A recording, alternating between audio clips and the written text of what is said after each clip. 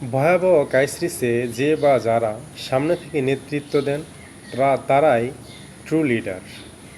নেতৃত্ব দেওয়ার মোক্ষম সময় হলো খারাপ সময়। খারাপ সময়ে অনেকে পালিয়ে যায় বা গা বাঁচিয়ে চলে এবং এক সময় তারা সব কিছু হারিয়ে সর্বশান্ত হয়ে আত্মগ্লানিতে ভোগে। দুঃসময়ে নেতৃত্ব দিয়ে যে বা যারা টিকে থাকতে পারে এবং ওই প্রতিষ্ঠানকে, পরিবারকে, সমাজকে, দেশকে, কাছের মানুষকে সাথে নিয়ে টিকে থাকতে পারেন বা ধরে রাখতে পারেন, কেবল তারাই লিডার হিসেবে নিজেকে অনন্য উচ্চতায় নিয়ে যেতে পারেন। স্থিতিশীল অবস্থায় বা অনুকূল পরিস্থিতিতে অথবা সমতল ভূমিতে নেতৃত্ব দেওয়া অপেক্ষাকৃত সহজ।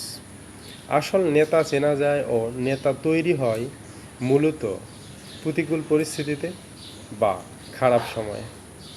ধন্যবাদ সকলকে। আসসালামু আলাইকুম।